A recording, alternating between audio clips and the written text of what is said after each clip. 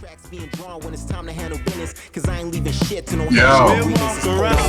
welcome back to Just Kicking It.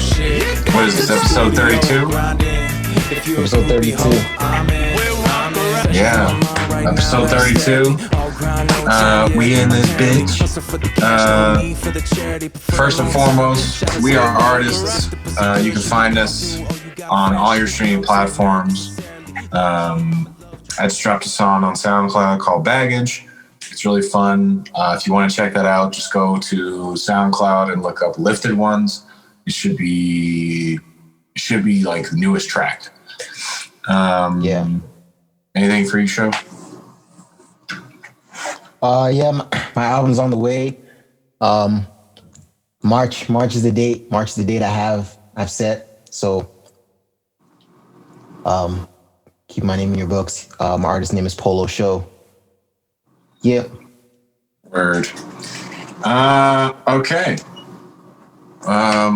Let's just jump right into this. First topic we have is there is a underground, well, global. There's an underground artist. His name is Pharaoh Munch. He was referenced in M's Rap God. I don't know if you remember that, where he's like, I still rap like I'm on my Pharaoh Munch grind. Yeah, so he's like very underground now, and he only drops albums like every 7 years. And so he dropped this album. Damn. And what's the name of this fucking thing? Let me just check this out. Yeah, I was gonna write down the name, and I was like, "Yo, fuck that." That name was like, it had like extinction in it. Oh, this is a weird title. A magnificent day for an exorcism. Okay. What? Yeah, and there's a track on here that's called 666. Yeah, it's really dark, dude. So I know you didn't get a chance to hear it, but I'll give you kind of a sum up. This seems like D's bag. Oh yeah, dude. As soon as I looked at the track list when he sent it, I'm like, you're sick. But I'll keep it. But yeah, fuck, that sounds crazy. Six, and he drops every 7 years. What is he, a demon from another dimension? On some of these bars, he might be. The way he's rapping, he's so good at rapping. But the the album was actually, so it's like horrorcore shit. Yeah. Oh, definitely like horror rap. Yeah. Even that is like, it has a bunch of messages in it though. Like the first track is about a school shooting. Like there's like a bunch of layers to like every song. And I did not get any of the concepts because I just listened to it one time. So I can't really deep dive in it because I didn't look at the lyrics or anything. I was just listening. I was like, I mean, fair enough. We're just shouting out this underground dude. Not a lot of people are dropping top of the year, you know. So that's dope. This guy's he's standing out, you know. So yeah, that's dope. I'll definitely peep this. Yeah, word. But yeah, how would you describe his rapping? Would you say it's like Marshall Mathers LP, like the themes? No. It's more like, it's just deeper. It's on a deeper level than that, where there's messages behind every song. That's why he drops every 7 years. It might also have to do with the fact that he's actually a demon, but I think more has to do with every 7 years to come and drop. That's the only time it's open. He's got to go through. But yeah, it's actually really, really good. And I listened to it yesterday in the morning. It was right before work, so it was like 7 a.m. when I heard this album, dude. It was honestly like 6:45. I put it on and I let it play, and I finished it by the time I got to work. And I was like, what the fuck? And then I went back on like my break and stuff and listened to a couple tracks. There's a few tracks that aren't so dark, which I like. Like, I've heard his albums before. My favorite song by him is called, I think it's called PTSD, and it's about drug addiction.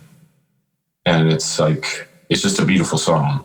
He's not even like rapping on that really. He's kind of more just like singing, and he does some singing on this as well.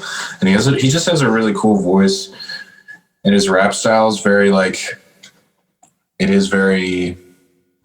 It does remind me of M a lot actually, and that's a great thing.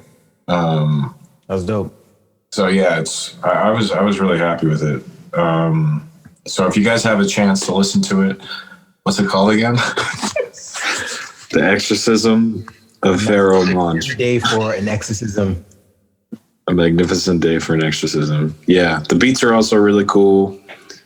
Yeah, I'm happy with it. Work. It's dope, man. Dope. Definitely peep. Yeah. Something else we'll get to. Okay. So next topic is pretty. I don't think it's very random. It's it has to do with Kanye West. Sorry, we talk about him all the time. I'm not sorry, really, but he didn't drop anything. So I sent this video to show. What was it, like 2 days ago or 3 days ago or something? It was just a video of Kanye's old interview. Back when he dropped Yeezus. So this was like right off Yeezus. So if anyone remembers that time, he was pretty angry. He sounded like his album all the time. Like everything he did sounded like Yeezus. And so he was very mad at certain things. And this is when he was like, Walt Disney. That's when he started saying that. And like, I am Michelangelo. Say, yo, in the movie version, I'm Steve Jobs, I'm Walt Disney, I'm Michelangelo, like I'm Michael Jackson, all in one. Yeah, man, he was really on one in that interview. But that interview is crazy, and I definitely like skimmed through it, but because I'd seen it before. But it's crazy because, and you see in all the comments, like everything he said came to pass, and it's literally that interview is them just like being so close-minded they can't see the vision. Charlemagne is like, why do you need to own stuff? Like you're so materialistic now, man. You care about money too much. Like why does Kanye need to be a billionaire? And like you don't see the vision, bro. He was just like and yeah, just that's what he was like. And that main wave of that was Kanye had been in the fashion shit, and I think he was working for Givenchy, or he was working for Nike, whoever he was working for that he was unhappy with. He said, I think it was Nike, and he asked the owner to take a meeting with him or something. And I guess the CEO was like, he doesn't understand, he doesn't know why he has to take a meeting with Kanye West. And that was basically the root of it. He's like, what? Like fucking all these shoes, like you guys wouldn't be selling these shoes without Kanye West. You know what? So basically, I'm gonna start my own company. I'm gonna be the Michael Jordan of product, so that they understand why they need to take a meeting with Kanye West. And Yeezy's as far as 2021, Yeezy's $1 billion corporation. I think it's over $3 billion. Just a lot of the stuff he said did come to pass. He did create all these products. He made a lot of this. He's making a lot of stuff himself now. He has a factory out in Wyoming where he's going to be producing a lot of this stuff by himself. So yeah, we're seeing all this shit come to pass. And even then, he was like, he's not even trying to make it expensive. He was like, right now, like they control the price. Like once he designs it, he's gonna have to give it to the corporation, and the Nikes or the Adidas, whoever is gonna put the price tag on it. He's not trying to make his shoes that expensive. He's trying to make more affordable shit. But I thought that was I think where the conversation we're just having was about taking a risk. Pertains to like shit related to our music career, and yeah, that's dope because that interview literally ended with them saying, or Kanye was like, "Thank y'all for the support and the hate." Just the whole time, like it didn't. The whole time they weren't agreeing with him. They were just like, it just seemed like Charlemagne was just trying to be like, why are you on this like material? Like, we love you because of the music, why are you doing this? And there's some truth to He's that. trying to put him in a box. Yeah, exactly. And it was just that same. That was the energy in the room, And Kanye's like, yo, I came here today. I think he said something at one point where he was like, sometimes I'm cracking a smile. You might see me crack a smile right now in 2014 or something, but I'm really cracking a frown for like 2020 or something like that. Just saying like, yo, like I'm really what he said, like, yo, I'm my mind is in the future, but I'm trapped in this time. Something like that. Just saying some weird shit, like, like, so in addition to all the genius, he was definitely saying stuff that would be like, is this guy crazy? Yes. I don't know. I think the what I got from that was just like, belief in your dream, belief in not letting the negative naysayers get through to you. Like Kanye said, like, yo, he came to that interview to let you guys like, basically say he's wrong, throw salt on his name. Like he came here for this, for the smoke, so that this will be on record.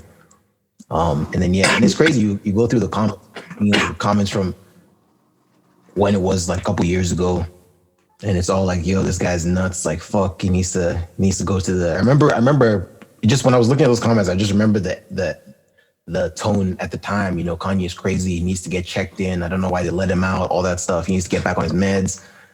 Why do we always just assume all people need to go to the hospital? Yeah. I mean, he did have a mental break at one point, right? Like he did. Yeah. There was an actual moment where that did happen. So he does have a history with that shit. So true. Yeah, man. I don't know. For me, this was dope. It was dope that you sent me that because I saw it and I was like, yeah, that's definitely the energy you want to have going into doing anything. Yeah. It's very fun. How did you feel about? What did you take from this interview? Man, I've seen it like 4 times now.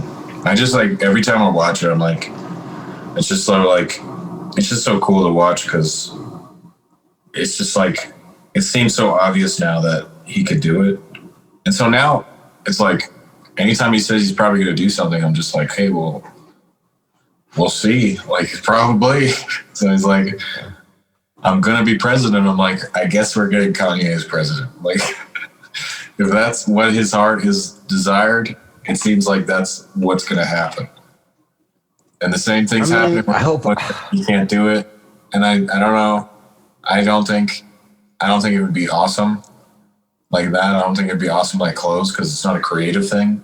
It's like a really important. This is how at the end of the day, how does this even go on the path of even being the creative as well? You can't be the president and run your business, unless you're Trump.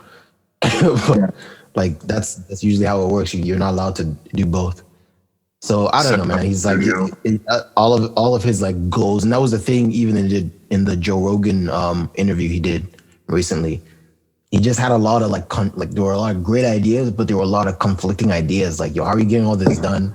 Like, how is this gonna get done in this timeline? When you're trying to be president, you're trying to do all this other shit. You know what I mean? Like, right.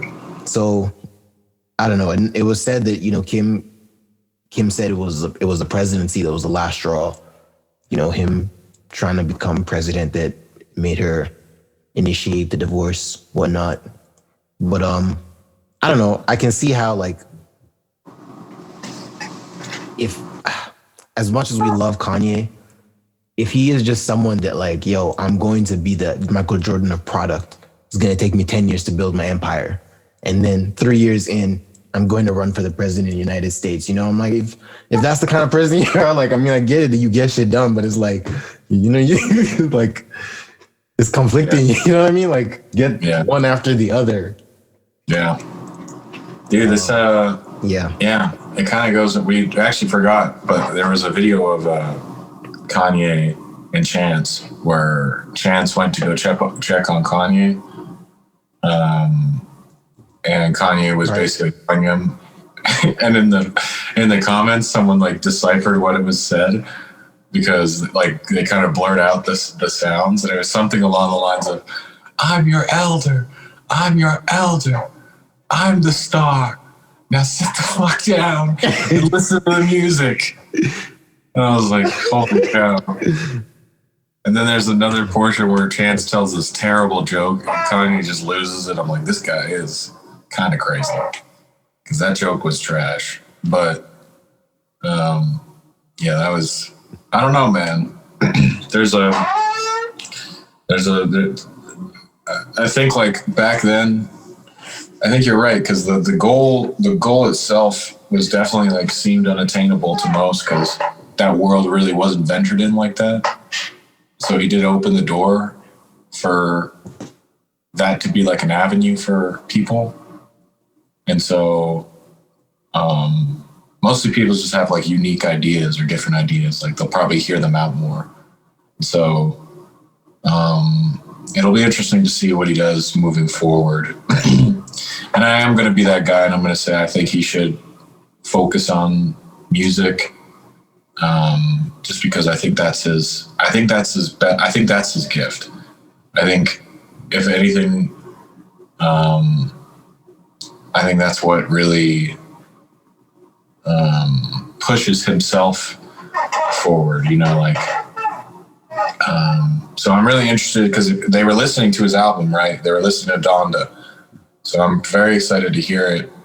But yeah, the interview itself, going back to it, was it is very inspiring, and it is that mindset of you kind of have to have this level of crazy where people are going to tell you, everyone in your life is going to tell you this is a stupid thing to do, but you know in your heart that it's the right thing to do, or you know in your heart that it's going to turn out really good and it's going to pan out better than what everyone's saying.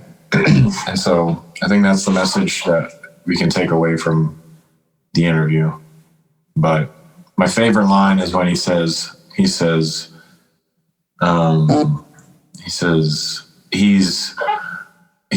all these people like Steve Jobs, all those people, and then at the end he's like, if anything, that's a compliment to them. I'm like, yo, that's how do you just live your life with this much confidence? I couldn't handle it. It's so much. It's so much to keep up. Just always confident. So when you're down for like 10 seconds, people are like, what's wrong with Kanye? He's not the most confident human of all time. What's going on right now? But yeah, I'm glad we got a similar outcome. Okay. Next topic. we have Lego and Universal. So basically, Lego is teaming up with Universal, and they're making this like, they're making this platform for kids. So I guess kids can like share with each other videos, and they're going to use the music that Universal makes. So when you brought it up to me, I was like, well, thank God, because I don't think these kids should be listening to WAP, and I don't I don't know if they should be listening. Yeah. You're like, yo, if you got a kid with the internet, he's watching WAP. Dude, it's a fact. If I had a phone at the age 10, I'd be on WAP immediately. And then I'd show my friends. And then they would show their friends. Yeah. Did you see these titties? No, I feel you. So yeah, it looks like it's a video making app. And it's a combination with Lego and like TikTok basically. They said the target audience is 7 to 10 year olds. They want to just kind of make a safe environment for them to be creative. So I think it would be obviously like non-explicit music from Universal's catalog, which is a lot. They got Drake. And that kids can just, use, like when they go into the app, they'll have those as their options. And, they can probably just make like music videos, like just like a TikTok. It's like a whole video making suite, and they can share it with their friends and shit, So I like the idea of a safer place for that exact reason, like it's, the internet is slowly even YouTube that's supposed to be safe is slowly becoming dangerous with things like WAP being on there. Remember like when it was released, YouTube, like the version that's the music video version is censored. Yeah. Because YouTube was basically like, yo, this video and the explicit words you're saying is basically porn, guys. Like, we can't have this up on here. You have to either change the video or give us censored lyrics. Like, that was the compromise they made. So that's literally how fucking bad that shit is. Like, so yeah, I agree. I like this idea, protecting the future generations' fucking innocent minds. Absolutely. Yeah. I'm excited to see where that goes. So for our next topic, okay, this is a big one. Reddit And the fucking GameStop shit. So when this first happened, I had no idea because I don't listen to stocks. I don't know anything about stocks. All I know is Wolf of Wall Street. That's the most I know about stocks. And so I'm so ignorant, bro. Like, all I know is Wolf. When did that movie come out, bro? fire movie. That's not even current information.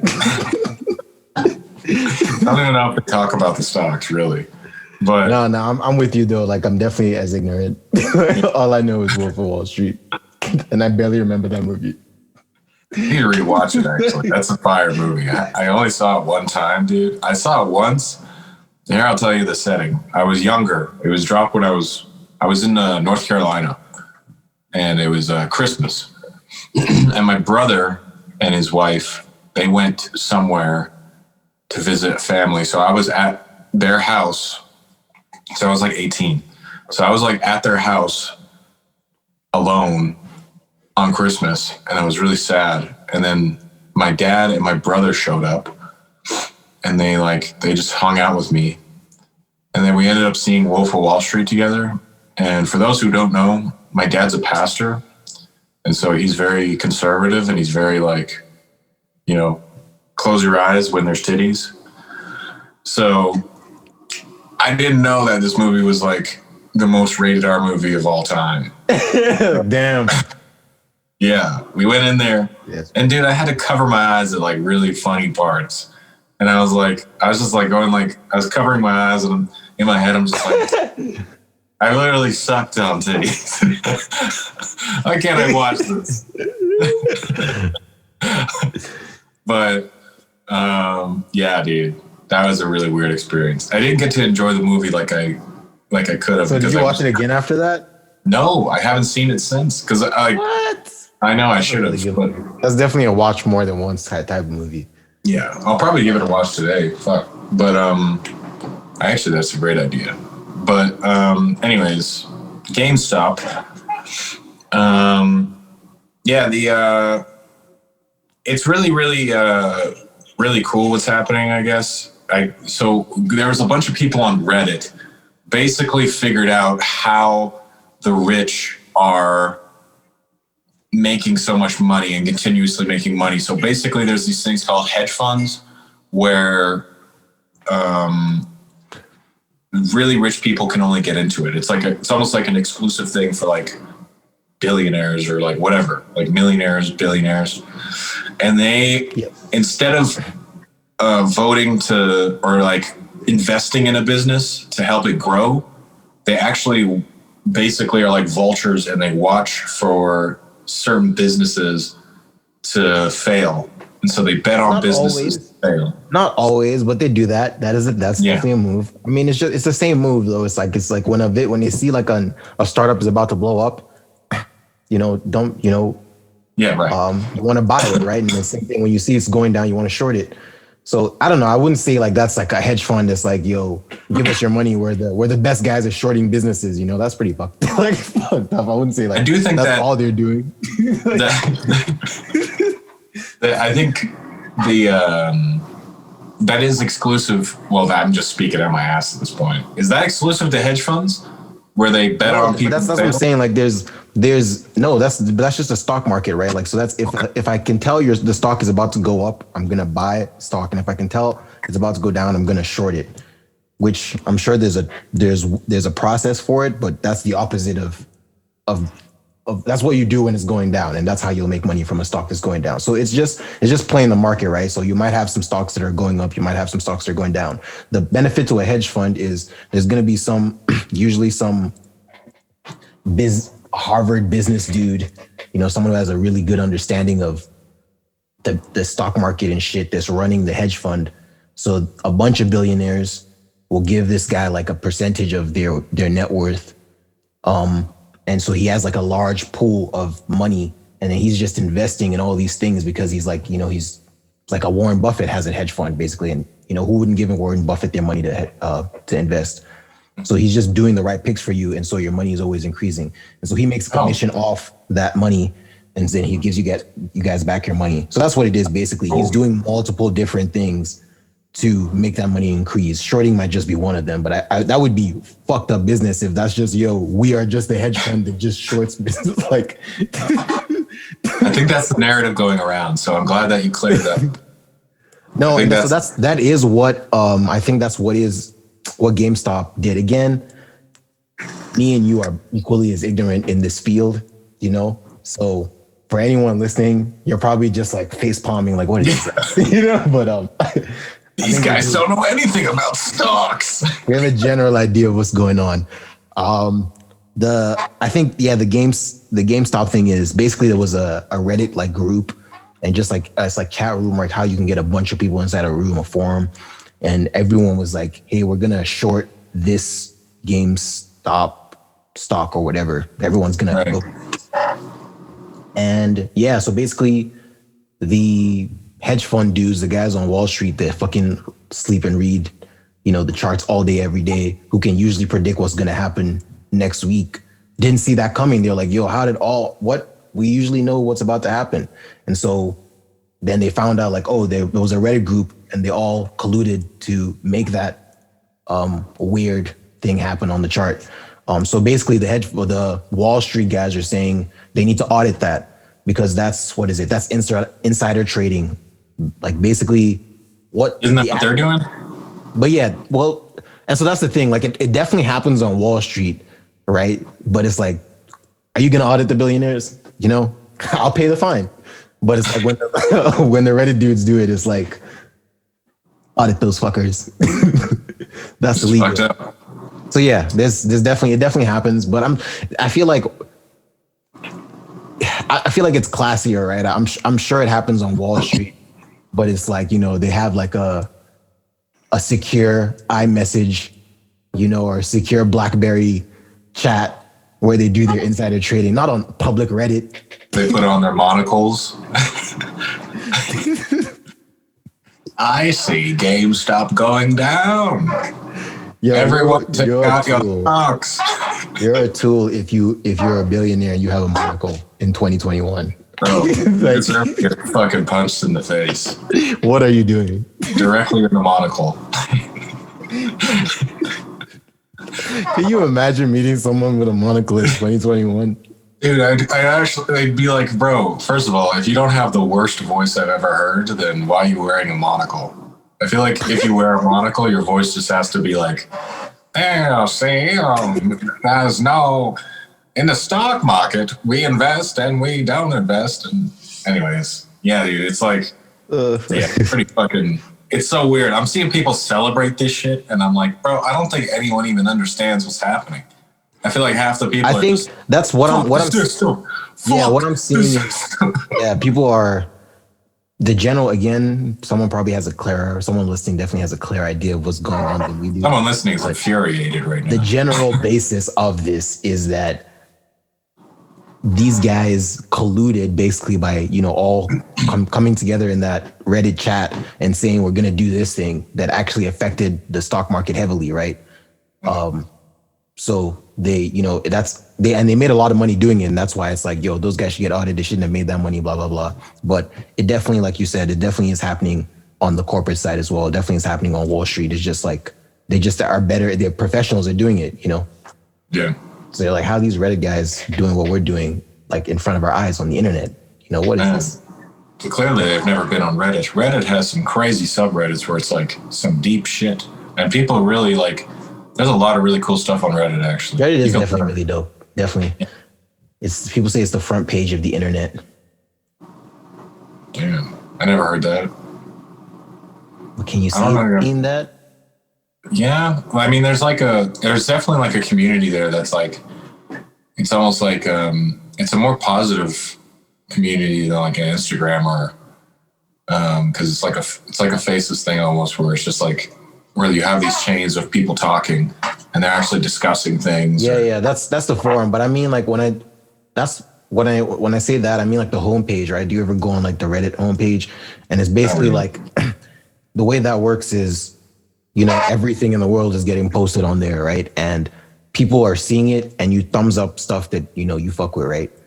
And so when you go on the Reddit feed, basically you're seeing what that's the sending order is just like kind of like TikTok. You're seeing the best stuff that you know people have voted to the top from the internet. You know, so it's usually pretty much if you I see what you're saying. Yeah. Okay. You can get like the news from Reddit if you're up to date on it. I don't though. Yeah. Definitely had an ex that was all about Reddit, and I used to be like, you're so lame. But yeah, I do be hopping on Reddit now, like for those reasons, like definitely to go and read like discussions and shit. Yeah. And everything now. That's right.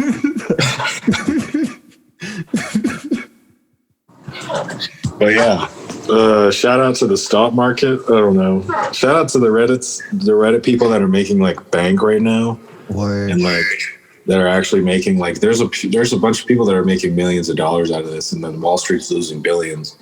There was a video on probably like CNN or some shit that was like this billionaire crying over this shit. And it's like, bro, you're a billionaire. Shut the fuck up. Yeah, but that's the mindset that makes you a billionaire, man. When you lose $100, it hurts you.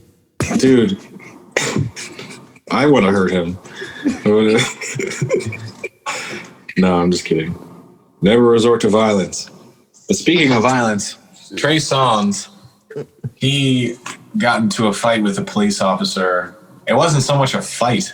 It was more just like he was at a game, and then this cop was fighting him, and then he was fighting. He was resisting. And then at one point, you just see Trey Songz sitting there in handcuffs. And it's just like, what the fuck? And then, yeah, I don't even know what he did. Like, I didn't see. All we saw was that, right? I guess we're just addressing that it happened, but yeah, I don't know. It looked like from what I saw, it looked like he didn't do anything. It looked like they kind of attacked him, if anything. Hey, Trey Songz, fuck you. I just want to be successful. Nah, man, Trey Songz is actually really sick. He's got a lot of great songs. Yeah, man, he's a legend. He's definitely like an R&B like legend, you know, like in the R&B world, you know, girls definitely fuck with him like that, you know. Jay Fox, one of our artists on the label. He's a huge Trey Songz fan. It's the best of my knowledge, and I think that's an artist he would like to emulate. Mm-hmm. He sent me some records from him, and he's actually, there's some songs, man, where actually it's just like super sick, and it's like really unique production, or he's just he's really good at just like finding a pocket. It's very, very cool. As far as music, Trey Songz is awesome. I've heard recently there's been like a bunch of allegations against him. You know, he is like about what? I saw there was this one of these girls that's like goes on like Adam 22. You know, one of those girls that's face is all fucked up. Oh man, fuck Adam. Is the plastic surgery? Yeah, carry on. They have, I think her name was Selena Powell or something. Oh yeah, Selena Powell. She said that Trey Songz wants to pee on people and like poo on people, and it's just like, girl, you need to stop. You need That's to. That's her job, bro. Like she's the girl that apparently like Snoop Dogg was hooking up with, and like what was the situation? I think there was a video of him and the girl, and 6ix9ine was the one that like leaked the story, right? Like he was like, yo, when Snoop was kind of getting at him when he got out, he was like, yo, go back to your baby mama, and he posted like the video. Basically, it was not a compromising video, but he was like Snoop Dogg with this girl, and then the girl is on Adam 22. This same girl, Selena Powell, just talking about how like, you know, just basically talking about her time with Snoop Dogg, you know, like her intimate time with Snoop Dogg. And I'm like, yo, that's what this girl does, bro. This girl hooks up with rappers. She's gonna get the bag for that time, and then she's gonna get the afterwards bag for talking about it. This is what she does professionally. And now you're telling me it's the same girl, bro. Dude, just imagine being that person. Like what in life drives you to just do that? Also, on a side note, I'd like to say something about plastic surgery because Selena Powell she has some Botox and all that. I looked at old pictures of her. She's really pretty. And then these girls apply this weekend type plastic surgery and it just makes them look crazy. And I just don't understand the logic behind. I think aging is a really cool thing. And I think aging brings wisdom, and like not looking young is not going to change the fact that you're 50. You know what I mean? Like maybe I'm hating, but like, I don't know, man. I feel like I can also kind of see like if this is a bitch that like, my bad. If this is a female that's, that's hooking up with all these rappers, you know what I mean? Like, like from Snoop Dogg to who I think she even hooked up with 6ix9ine. That's why literally she picked the side. Like she was on 6ix9ine's side during the fucking shit.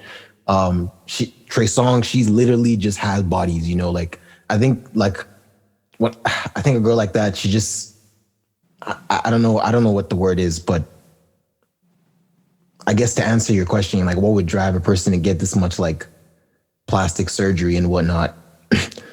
I think it's just trying to appeal to the rappers, I guess. And I know not to blame the rappers, but definitely hip hop has a tendency to, or the rappers definitely have a tendency to glorify a sexualized younger girl. You know what I mean? We're all like, I hear what you're saying. You're like, aging is beautiful, and yeah, like women are beautiful over in their 30s and beyond, right? But it's like, I think in that girl's mind, it's like, they're only gonna love me if I look 25. That's what that's what all the surgery is. That's what all that shit is, and so she can keep getting the neck. I mean, like literally, think about the age difference from Snoop to 6ix9ine, bro. Like if that's how you're hopping, you got to stay in this. She has to stay in this. Like in her mind, she has to stay young forever, basically. And that's what all the surgery is. Yeah. It's sad. It's sad. Yeah, it is. But how do we support? This was not what we were talking about. We were talking about Trey Songz, but like we don't know anything about it, so we're word. But yeah, shout out to Trey Songz, I guess. Hopefully you're not in prison. I don't know. Is he in prison? I don't think so. So wait, what was the allegation that she made against him? I don't know if it was specifically Selena Powell. I think it was though, just because it sounds like something she does. It does sound like that. Like I'm not sure, but based on her track record, put some money on it. I bet money. Let's put it that way. I don't have a clue about the situation, and I would bet money at Selena Powell. But yeah, apparently he likes to like pee on girls or poo on girls or something, which is disgusting. What the fuck? Yeah, no, I don't know. People are probably going to be like, "Well, do whatever you want." Nah, bro, don't do whatever you want. Don't. Keep that shit away. But yeah. All right, good to know then. Fuck. Yeah, this is information I could honestly live without. Like that's she's not exposing, she's just gross. The next topic we have is unfortunate, but it is also, he was like 1,000 years old. So Larry King, a very famous radio host, and he was doing like a bunch of like news networks, and he's just been around. Like he's literally like, how old was he? Let me look up his age. Larry King, age 87. So he died at 87. Man, he's a super legendary dude. I actually, I've heard people say like I didn't really watch his interviews. I actually did watch a bunch of his interviews. He always used to interview rappers. Like he would interview like 50 Wiz. He has one with G-Eazy, which is really good. Mac Miller.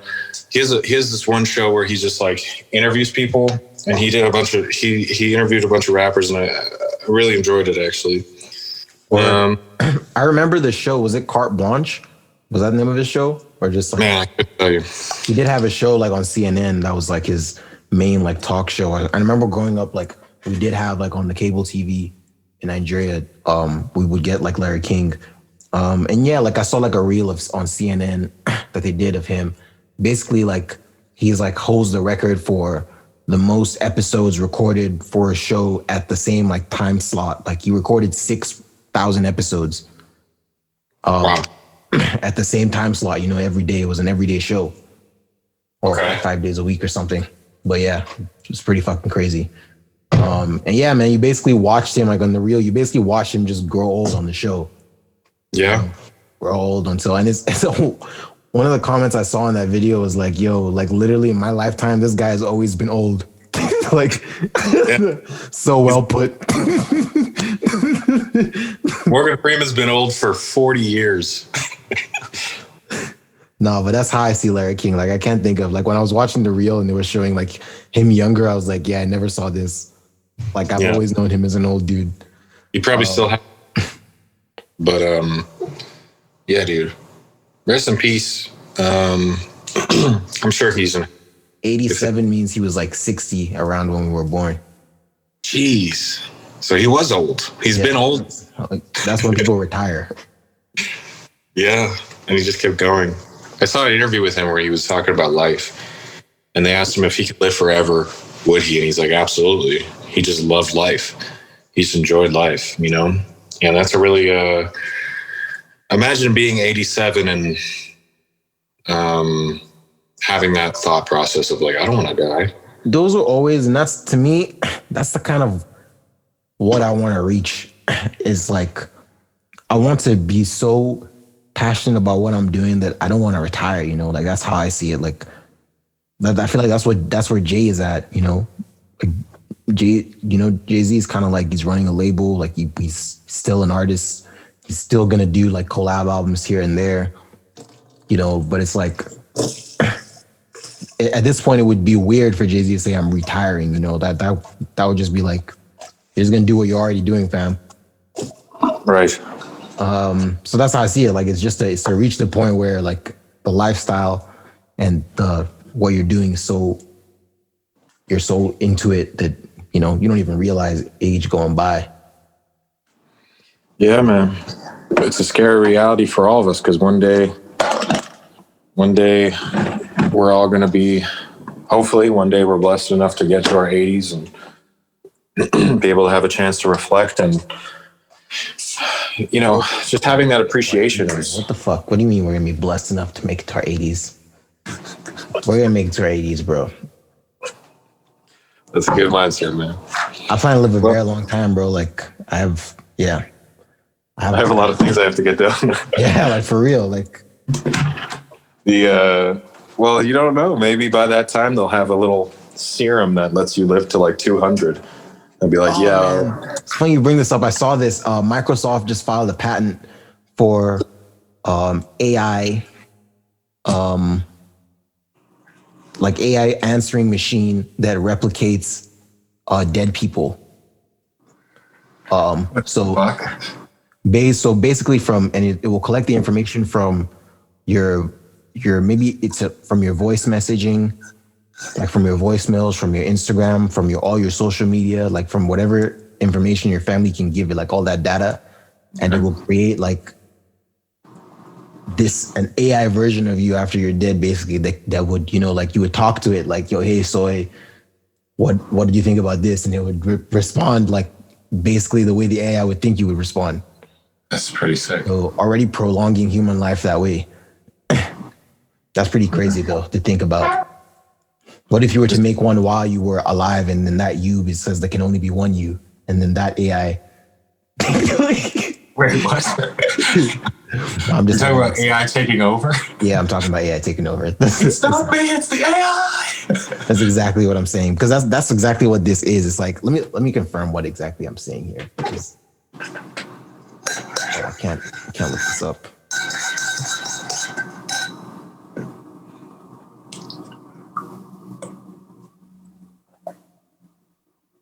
AI Microsoft patent. Dude, yeah. dude, I'm trying to have robotic arms. If there's a point where we can get like cybernetic stuff attached to our bodies, I'm down. There it is. It's a chat bot. Microsoft patents chatbot that would let you talk to dead people. So just like I'm sure you've been on websites, where a chat thing will pop up and it's like, hey, I can assist you, with whatever you're trying to get done on the website. But it's really just like it's an AI basically that just from other people, just collected data from other people answering questions, knows how to answer your question. You can be like, oh, I want to do so on the website. It's like, okay, that's going to cost you this much. It's actually an AI you're talking to. And so that's what this is going to be. Basically, it would be like a website, soy.com or soy.afterlife. And, we were like, yo, we need to get Soy's thoughts on this. Yeah. That's pretty sick. So yeah, it is pretty fucking crazy, but at the same time, that's what I'm saying, it's pretty fucking it's scary as well, because I know we're just saying it's a chat bot, but what if the bot becomes like mobile and it's like, yo, there can only be one Soy, Listen, man, now there's two, and he's better than me in every way because he's a robot. He knows more than me. He's stronger than me. They would have to be able to use this technology on dead people, because that would be scary as fuck if this thing was to exist. Yeah, man. Wow. Imagine being in your studio and then you walk in, but you're a robot. And you're like, hey, man, go back to the storage. Like, I rap better than you do. And then he just spits the illest verse. Like, when did you write this? Fuck, that's crazy, man. That's a crazy thought to have. But, getting in a beef with your robot counterpart, like, just like he knows everything about me. I'm gonna be defeated by myself, my only weakness. But yeah, well, that'd be a cool little. That's a pretty funny. We should write that down as a skit. That'd be pretty funny. But yeah, dude, I don't know what the fuck we were talking about. Larry King. Yeah, we're talking about Larry King, and then we're talking about living longer. And you said at that point, they would have figured out a way to prolong life. Here Microsoft is, man, fucking doing the wizardry, man. That's literally what they're doing here. Like if this technology works and it's accurate, like this is you talking to a dead person is actually the same. Like shit, this is everything my grandfather would have said. The next step is to build like a humanoid robot and then put the fucking that AI brain inside it, and and then that dude is alive again. That's fucking. They're definitely going to find a way for people to live longer, though. I think in our generation, I think that's I don't know how, but I feel like that'll happen. Like maybe we'll be like 60. Like, hey, if you take this pill, you can live to fucking 250. You sound like a salesman, bro. Like,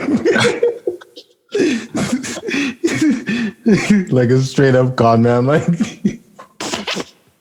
are you talking about this Adderall pill? No. Dude, I am a terrible salesman. I remember working at that fucking crane as a car salesman. Man, I hated it. Everyone was stabbing me in the back. It was crazy. It was like a man-eat. It was insane. Everyone was a snake. I had this chick helping me. She was using her ability to be a woman against me. And she took my clients, bro. Oh, yeah, I definitely heard that. I was like, dang. On ours, it was like we would like everyone, like if your client came in and it was your client, like, and they're on the sales floor, no one was, you know what I mean? Like everyone had that courtesy, but the way our shifts work, it was only Saturday that every salesperson's on the floor. But the way our shifts work during the week was like it alternated. So the first sales team will come in the morning to afternoon. The next sales team is afternoon to evening. So if your client, your customer, your potential person you were talking to, even if everyone knows that's your guy, he's come for 4 test drives. That's your guy. He's told you he's going to buy this time and he shows up not on your shift. It's not, the customer, and you can never blame the customer. He's just trying to get a car, You can blame someone though. That guy's going to fucking co-steal your client. He's going to do it with pride. Son of a bitch. That definitely happened. Yeah, man. It's a doggy dog world. It is. Car sales. Dude, there's some of the meanest people. I was becoming that. Anyways, The rest in peace to Larry King. Hopefully he's in heaven. No, he's definitely in heaven for sure. Yeah. For our next topic, we have Clubhouse being estimated at $1 billion. Yeah, evaluated at $1 billion by venture capitalists. Okay. And so I think everyone that's listening to this, that listens to hip hop, knows that hip hop has integrated themselves into Clubhouse. There's been a lot of really interesting discussions from people that I don't normally listen to, that have very opinionated, polarizing viewpoints, but they are viewpoints, right? So that's something to consider as well. That's something I feel like we should all be more open to, is people having these crazy viewpoints, even if it's like, what the fuck?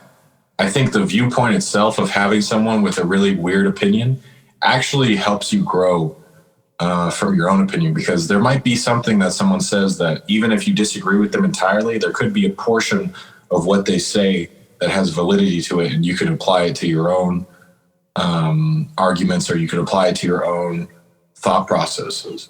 And so that's what I feel like the Clubhouse app is really good at doing, is having these people, having the hard discussions, having the discussions that people haven't been having. They have been having, but they had it behind closed doors. But now we kind of get a view of, like, we get to see the Royce to 5'9" group chat, what the fuck that actually sounds like, and what he's really texting, per se. Like, and so I even watched a video yesterday of Royce talking about it, and he's basically saying, like, hey, like, look at hip hop, like, look at what this culture is like. Look at how much we can do. Like, when we put a stamp on something, it's dope. It's a gold mine. And so I think he has, and you were talking about earlier where academics was talking about, like, having equity in the actual app itself, instead of just giving them these views. But I don't know, man. I feel like if you go into that mindset with everything you do, I feel like it kind of just ruins the like, you don't have equity in Twitch, you don't have equity in Instagram, like, you don't have you're using I'm pretty sure academics does have a deal with Twitch. Really? Like, he has a deal with Twitch, because remember that time where he got Twitch suspended. He got suspended from Everyday Struggle because of the Chrissy Teigen, is that her name? Yeah. John Legend's wife comments. Twitch also banned him, and it was because it was a breach of their deal. Like, that's what he was allowed to be doing on there. But yeah, he has a deal with Twitch, and yeah, he's making a bag on Instagram. Yeah, I 100% understood what he was saying. Like, academics is a brand. The name academics is a brand, just like Joe Budden is a brand. And what he was saying is, like, we're all these huge entities, and of course they're going to invite us onto the app, right? I think at the time it was like 10,000. Now there's 2 million people on the app. Yeah. Of course they're going to invite us onto the app, because we have a name, and it's not random that they're inviting us. And they want us to use our name, our influence to make shit pop. We had the academics confrontation with Meek and Tory Lanez. There've been all these other things popping up. It's basically hip hop has, like you said, hip hop now knows what Clubhouse is. Like, if you're tapped in, you know what Clubhouse is. But the thing is, all these entities like Joe Budden, Royce to 5'9", all these people who have been in the app all the time haven't tried to get any equity for their time in the app, right? So this app went from probably $0 when they were invited and there were 10,000 people to where it's at now, where it's worth $1 billion. And none of these people, the huge names that helped get it to this point, are going to get anything out of it. And I 100% understand what you're saying. That's not the way you should look at everything. But if you are a brand, if you are like, what I mean? If you are a brand like that, that's how, like, exactly. That's how, like, that's what having an agent is like when you're a huge actor. That's how I see it. You know what I mean? It's like when when Clubhouse started and they wanted to get Joe Budden onto Clubhouse, it's the equivalent of, a nobody director starting a movie, and saying, he wants to get Scarlett Johansson in the movie. You know what I mean? And then Scarlett Johansson says, "Yeah, my time is worth nothing. I'll come and spend time in your movie." And all these other celebrities come, and they spend a year there, and the movie now sells for $1 billion, and they got nothing for their time. You know what I mean? Like that's exactly how I see this, and that would never happen in that scenario. That's a good point. So that's a really good point. So that's a good mind. Is that they're adding a huge, like, it's not regular people. Like now regular people can go onto Clubhouse, but that's how I see it. If you're Royce the 5'9", if you're academics, if you're Joe Budden, you're not a regular person. You know what I mean? You're a brand that's you're gonna turn heads. You're hip hop, basically. You are the equity. Joe Budden says, yeah, exactly. Hip hop is gonna turn your head. If Joe Budden's spending all his time in that app, you're definitely part of the reason why they are worth $1 billion. You should own a portion of that. And I would credit it to Joe Budden and Royce and a few of those guys. I honestly feel like their influence is the reason that it's at where it's at. I could. And so it's just, so that's what academics was saying is like, yo, y'all want me in that app? Talk to my lawyer. Like that's what he was saying. Like, and it seemed like some flex shit, but I understood what he was saying at the time. It's like I know, like he said, like when I was in the app, it was the biggest room they've had to date. So I know what I'm bringing to that app. So if they want me in that app, it's like, yo, talk to my lawyers. Let's all right, we'll give you 5%. 5% of $1 billion is a bag. You know what I mean? Like if you know what I mean? Like that's all it would have taken. Right. So yeah, at least this is a life lesson, I think, because academics warned them, and I was just listening to Joe Budden talking about it, and he was just trying to make it seem like, yo, when I was in there, I asked like, yo, how can I get a part of this? But like, what happened, bro? You've been in there since, and now it's $1 billion. You're like, I don't know. I think you just got sucked into the hype. I think this is a life lesson, right? Like when the next thing comes up, you're not going to be quick to throw your name, Joe Budden, on there. You're going to be like, yo, I need to see a bag before I fucking make an account. I need to see some numbers. Word. But yeah, it is what it is. It's here. It's going to keep growing. Are you going to get Clubhouse? Man, probably. I said I'm like, I always say like, no man, like, no, that ain't me, bro. I'm just, I'm chilling. Like I don't need Clubhouse. And then you're gonna find me on it, being like, just like on it all the time. But like, creating all the rooms. No, I feel you. Let's talk. That's how everyone was, right? They just got swept away. Nah. Like, she joins, like, oh shit.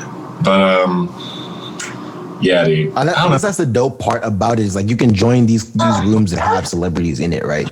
Yeah. And you can make a room, and if it's a dope conversation, a celebrity can hop in, right? Like, so there's the networking aspect of it that's dope. Word. Yeah. So yeah. Cool. So that is it for global. So on to national.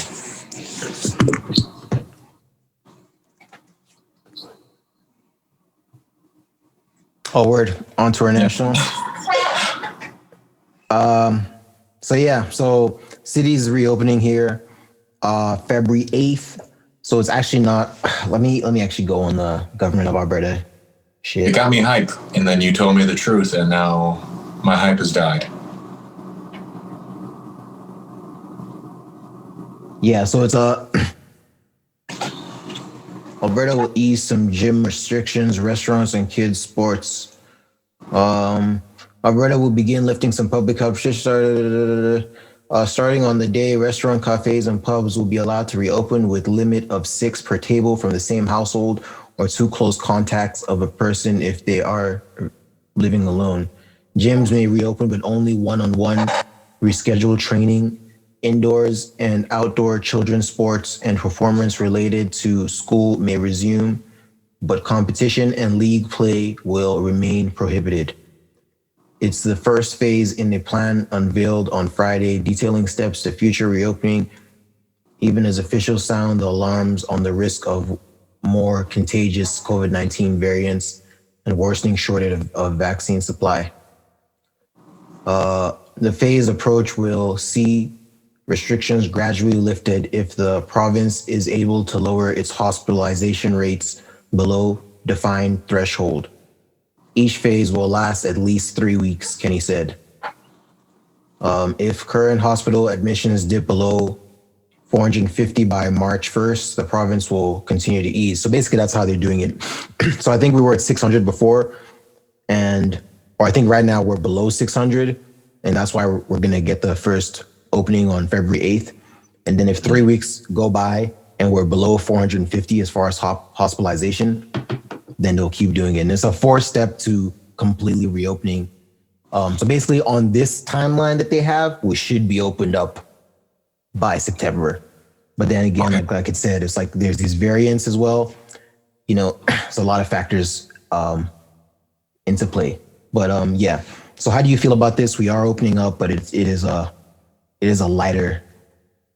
It's still a restriction, but it's a bit lighter. I'm just as long as if I can go to the gym here at my building, I'm cool. Like, I don't know. There's certain things that I feel like gyms. I guess I understand, but it's also at the same time, it's like, but it's a gym, and it's like the people that are normally going to gyms are there to better themselves, and that's a part of the reason why they won't suffer tremendously from COVID-19. And so not being able to go has been really tough, because it's almost like an escape, but like a really positive escape, where you kind of just work on yourself, and it's a really good mental thing, like mental workout almost. Like working out is like actually like really beneficial for everything, and it just puts a really great energy. And there's like the afterburn, so you're constantly losing weight. I don't know. I'm very excited for gyms to be open again, you know, and restaurants as well. Like I know a ton of people that work at restaurants. Restaurants are dope. And they need their jobs, and they need to keep these places open, especially like the local businesses. Like, I just think it's really unfair for them to totally shut things down. You know, like I would understand if they had like a restriction on how many people can go in, which I'm assuming they still do. And that made sense to me. And just like sanitizing things and just being very careful. Cause I just think cutting it off completely was just, to me, was not the call. But I understand it, but I don't think it was, I just don't think it was good, because it really affected a lot of people. And so I'm excited for this to carry on. Yeah. Yeah, there's definitely been the negative side of the lockdown. You know, a lot of people have said, you know, depression and addiction rates are higher.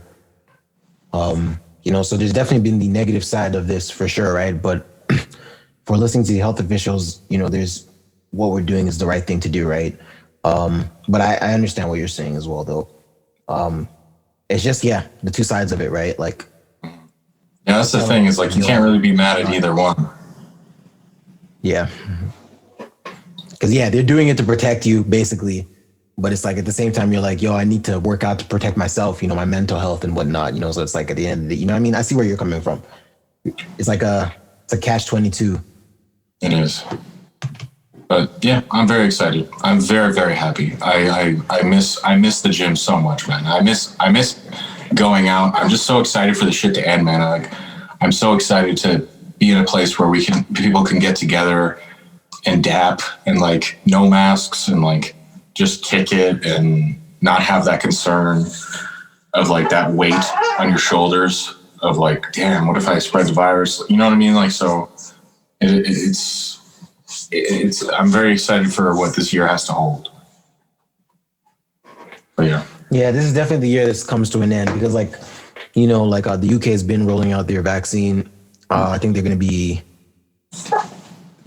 should be able to vaccine everyone by the end of the summer. I haven't really been following up on them, but like we know the Netherlands completely, no more cases. They're doing live shows again. So yeah, I think 2021 is the year that we will completely get rid of this virus globally. Yeah, I'm so happy. Fuck. Sick. Yeah. So on to our local. Okay. Local. So this is a topic I wanted to talk about It was just a cool realization for me, and I figured you probably would have a similar story to tell. The topic is self-accountability, and it's something that, I'm not going to lie, I feel like a lot of people have issues with that. I know people in their 40s that still don't take accountability. I know people that are old that are still living in a place of like self-hatred and like blaming others. And I just had this realization this week. I'm just going to be super transparent. We're looking at getting a studio, and one of the group members was basically saying how he can't do it, and it did get to me. I'm not gonna lie, it did bother me because I have past experiences of people coming into my life and then almost like backstabbing me. But the thing that I realized about the situation is like I was being pretty cold and I was being pretty mean. And then the next day I talked to this individual and I said, I apologize. And I was telling him how wrong I was, and he forgave me, and he forgave me, and then told me I was being an idiot, which I really appreciated. And it just got me thinking about like everything. It just got me thinking about my life, and it really made me think about the amount of relationships that I could have had with people, whether that's personal, whatever, like just like the relationships that I cut off because I get to a certain point with people and then I put up a wall and I almost like push them away because of things that happened when I was in my youth. And so I came to that understanding this week of, damn, like there's certain things like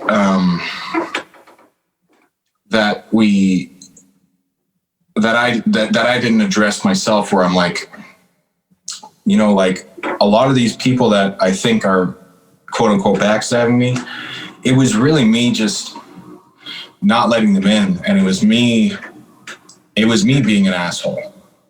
And it was things that I was dealing with that I never dealt with. And I brought a lot of pain from my youth into my adulthood, and it really did mess up a lot of things. And it's my fault.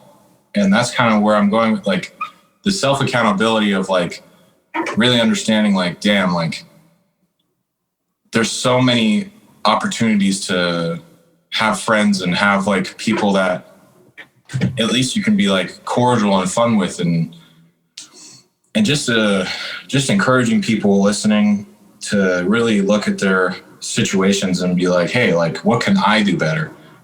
Because everyone's only responsible for themselves. We're all individuals at the end of the day. And so that thought process of like, what can I do better? What have I done that maybe I can work on is really good, because like I literally had a moment where, so like when I'm with people, a lot of times, I was talking to someone and it's called emitting. So there's some people like you look to emit positive energy or negative energy. You kind of look to a certain person, and I feel like I'm in certain situations, I'm that person people look to get energy. And so if I go into a certain situation with a really bad attitude where I'm pissed off or something, people around me are going to do the same. They're going to feel the same. And it's a weird thing that I've always had to deal with, but I didn't care. I was like, I don't care. If I'm mad and you're mad too now, whatever. And I had this moment where I went into work and I was like, I had a really rough morning and I was mad. And then I was at work and I could see myself being angry, and I could see people around me starting to get to that level. And I just stood there and I thought to myself, and I'm like, I don't want to be this guy anymore. And so I hit this switch where I kind of realized, I'm like, okay, what happened this morning happened this morning.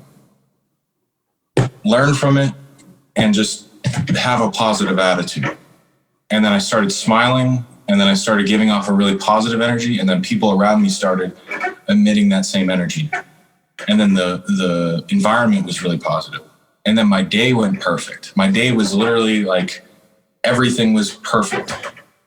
And yeah, man, it was just a very cool realization that I'm very blessed to have at this age, because like I said earlier, there's a bunch of people that go into their 50s and they're still on that psychological torture almost of like not taking self accountability.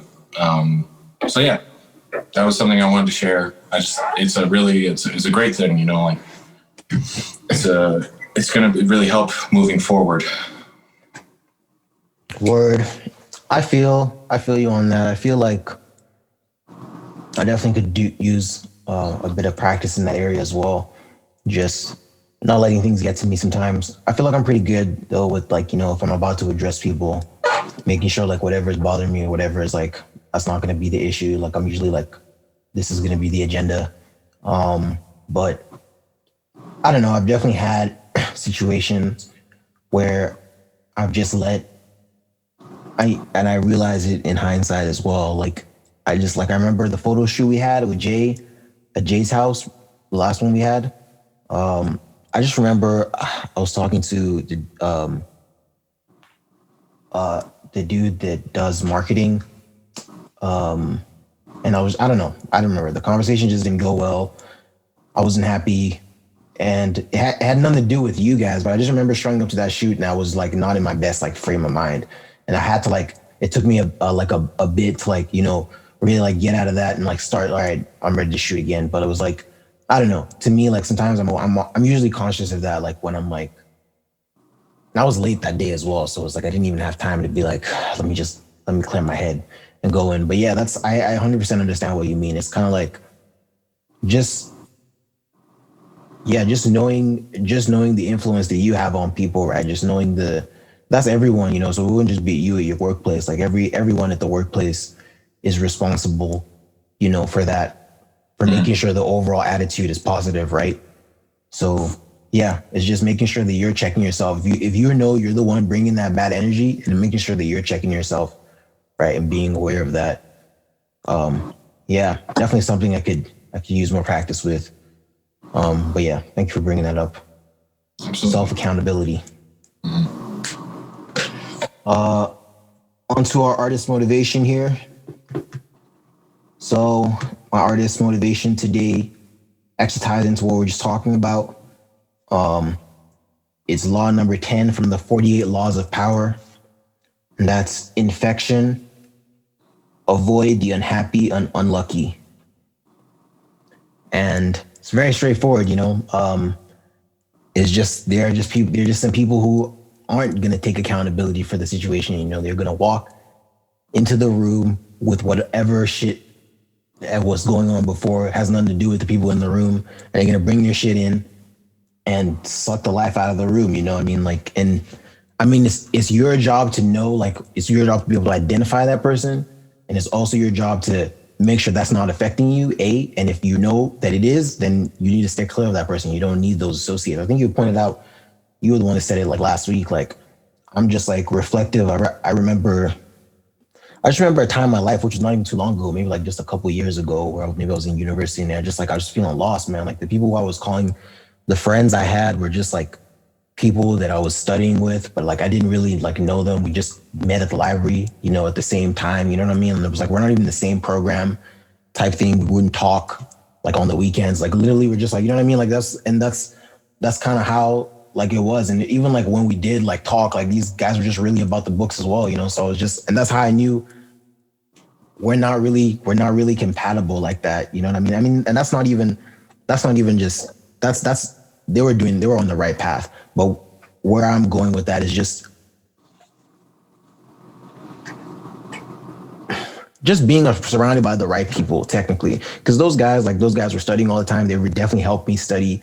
And I wouldn't say that those guys were a negative energy or anything. But the way I put it is basically like my desire, my goal was to make music, was to, you know, do something in the arts, right? Like was to do, and basically I'm meeting up with these guys to study economics. it was just like a different, I just think of even like her friends I had like at the time, just, I'm in a so much healthier place now, right? The people that I speak to on a daily basis are involved in music. You know what I mean? So, and also that's one thing. So surround yourself with like-minded people, but then back to the infectious and avoid the unhappy people. There are definitely people like, yeah, you know what I'm talking about, that are just gonna suck the life out of situations. You know what I mean? It's like sometimes you just have to be like, you have to know when to cut them off, right? And you have to just, you know, you have to be strong enough, right? Sometimes it might just be like it might be a friendship or a long time, you know, like a long time companion or something. And you have to realize, like, that's what you're saying, self accountability. You have to be like, yo, my mood is being affected by this person. You know what I mean? I'm trying my best to do this, but if this person is the problem, then I need to move away from that situation. Yeah, this just popped back into my head, like literally as you were talking about it. It was funny. I Googled law number 10 and it came up.